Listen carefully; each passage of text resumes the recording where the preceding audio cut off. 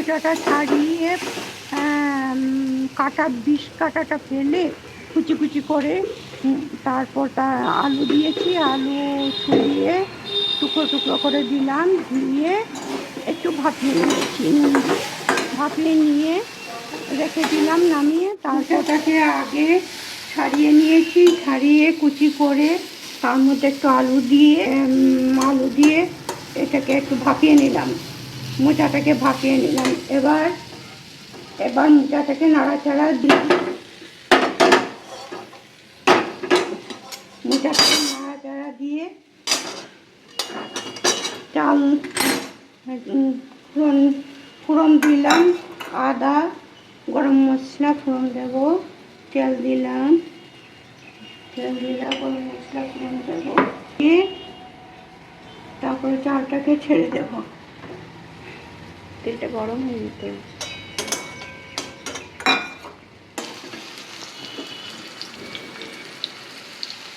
তেল করাই ভালো।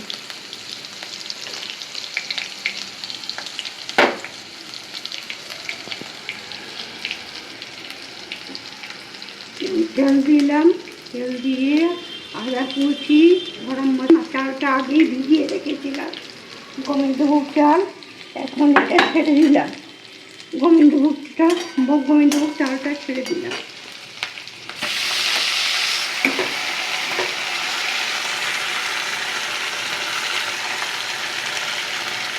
গোবিন্দভোগ চালটা ছেড়ে দিয়ে এইবার মশলা দেবো,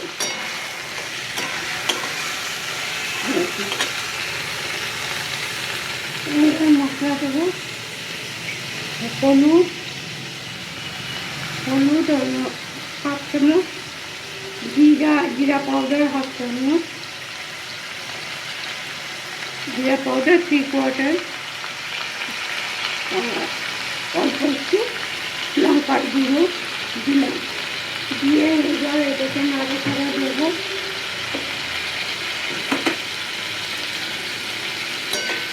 নাড়াচাড়া দিয়ে ভাজা ভাজা করবো, করে ভাজা করে একটু মিষ্টি দেবো, মিষ্টি দেবো,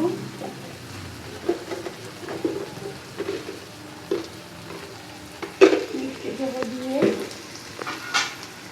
তেজপাতা দেবো, দিয়ে নাড়াচাড়া দেবো।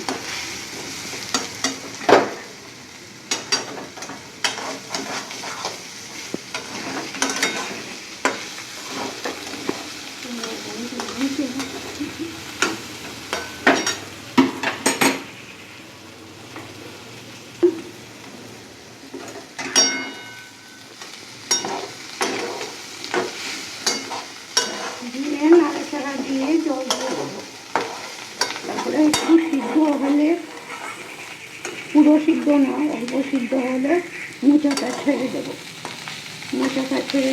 দিয়ে ঢেকে দেবো।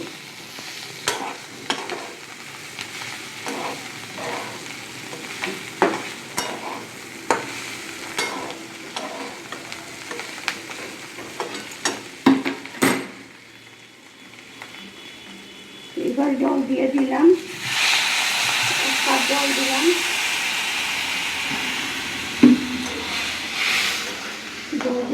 এক কাপ,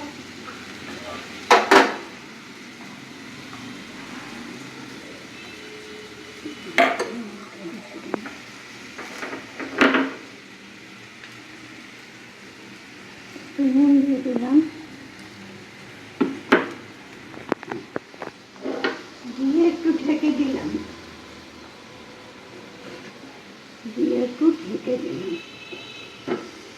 দিলাম, অল্প সিদ্ধ হলে তারপর মোচাটা দিয়ে দেবো তার উপর।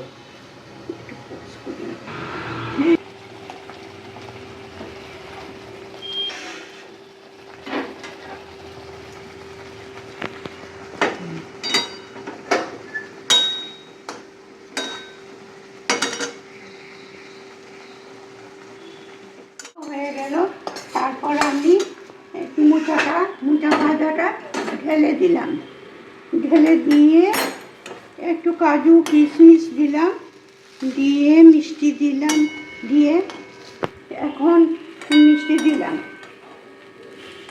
দেওয়ার পরে এখন একটু ঘি দেবো, ঘি দিয়ে নামিয়ে ফেলবো। একটু ঘি দিলাম, দিয়ে এইবার নামিয়ে ফেলবো, কিন্তু ঢালবো না, ঢেকে রাখবো কড়াইতে, যাতে ভাপে ভাপে আর একটু সিদ্ধ হয়ে যায়। সেই জন্য এটা পোলাওর মতো হলো, খেয়ে দেখবেন, ভালো লাগলে সাবস্ক্রাইব লাইক করে দেবেন। ভিডিওটা কেমন লাগলো কমেন্ট করে জানাবেন, অবশ্যই কমেন্ট করে জানাবেন।